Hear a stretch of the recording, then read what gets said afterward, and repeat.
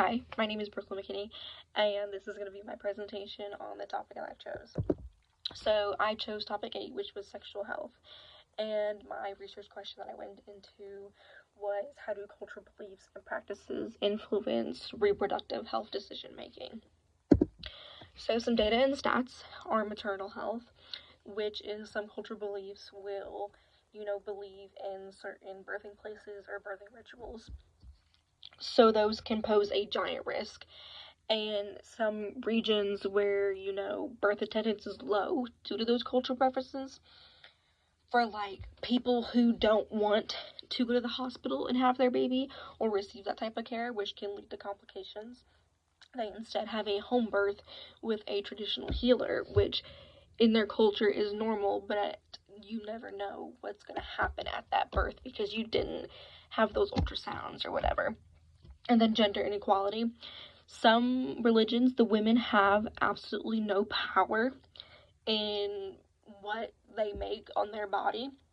So they have no choice on how to give birth, what they can do, what they can, seek help for. So that kind of messes everything up. And it literally, it just leads to major health outcomes for that baby and for that mother.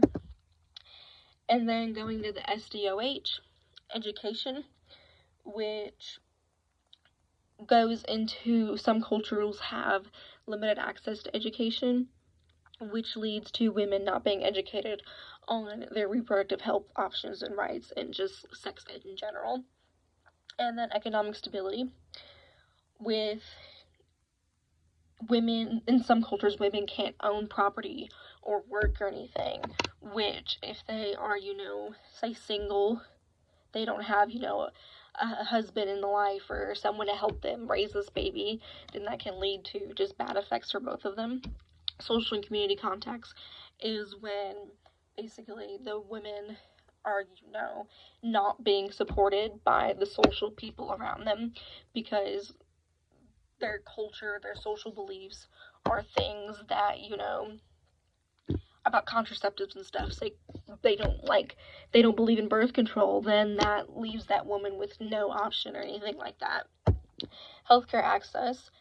In some cases, women prefer healthcare providers, and going back to the whole women not being allowed to work thing, that creates a barrier because that woman is like, oh, I need to see some doctor, but I feel uncomfortable for it being a male. And the neighborhood and built environment is some cultures, they believe that you should only live certain places, live certain ways, live in a certain house, live in certain neighborhoods, which can have a negative impact for like their healthy food, a safe environment, which just messes up their reproductive health and their whole natal and everything. And then HD. One thing I, really want to go on is rates of STIs and abortion access, which is in some, like going back to the whole, some cultures don't believe in contraceptives or birth control or condoms or anything like that. That woman really has no choice, and you never really know who to trust, who you're sleeping and being sexual with. So there's a chance of you getting pregnant and you don't have that access to abortion. And there's a chance of you getting an STI because you chose the wrong person, but you didn't get to use a condom because, your culture doesn't believe in that. And then some dimensions of health. The most obvious one is physical dimension, which can be the dietary practices during pregnancy, back to the traditional birthing methods, the decisions about contraceptives, and the access to medical reproductive care. And then there's spiritual dimensions, which cultural beliefs are usually deeply tied to spiritual religious beliefs about reproduction, sexuality, and family. And then there's the emotional dimension. Cultural norms play a big role in how individuals feel about their reproductive choices. So that stigma around abortion in their culture, or feeling that guilt or shame for using a contraceptive. And then some risk factors. Food security is a big one when it comes to you being pregnant. lack of access to that healthy food can lead to malnutrition, which can hurt your reproductive system even if you're not pregnant. Dietary and nutrition. Poor diet, poor nutrition, going back into the food security, will damage your health reproductive system. And then that social support network again, when you have no support, it leaves you vulnerable and without guidance on how to make these decisions for yourself. Revisiting my question, I was able to answer my question, I think, with a lot of research. Some similarities I saw was the whole education thing, and almost everything, women or even men aren't being educated on their bodies, their reproductive system, anything. So without that education, really none of this is possible. And something I learned was cultural context plays a big role in women. It impacts their resources, education, and their own ability to make a choice on their sexual well-being and body. And then some gaps. I don't think this needed a slide. I think there'd be too much information. But like I said, if I really went into it, I would probably be here for longer than 10 minutes, which no one wants to listen to all that.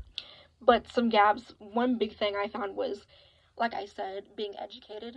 I think with my resources and, my sources and what I went into, even though, this is a common question, everybody knows about it, and if you ask anyone, they can probably tell you something simple about this, there is still that gap where, yes, there is access to research and stuff, and I got my answer, but we're not really talking about it as much as we should.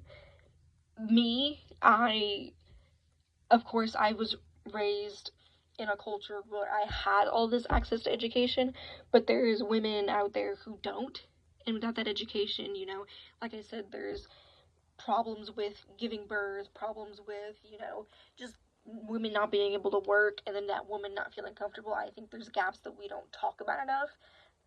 We don't bring this topic up enough, and I think that was a huge gap, because even though I read things on it, I never read anything that was like, oh, this is what we can do to help, or anything like that.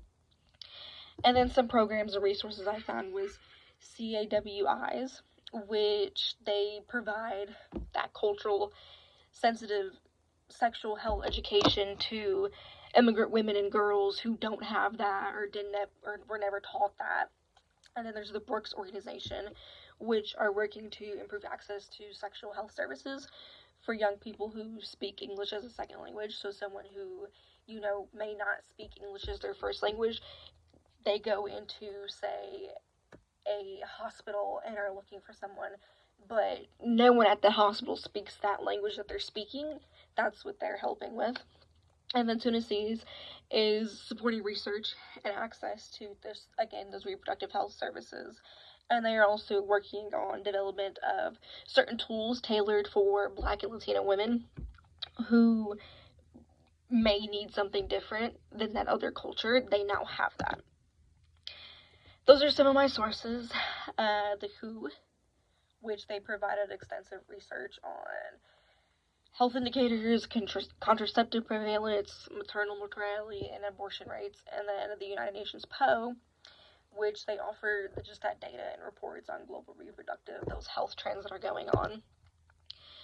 And basically, to wrap this up, in conclusion, addressing women's sexual health needs in diverse cultures and beliefs requires a very open, multi-factor approach that respects those cultural contexts while also trying to eliminate those harmful practices and promoting gender equality and ensuring access to those necessary resources and education without also putting down their natural beliefs and everything. Thank you.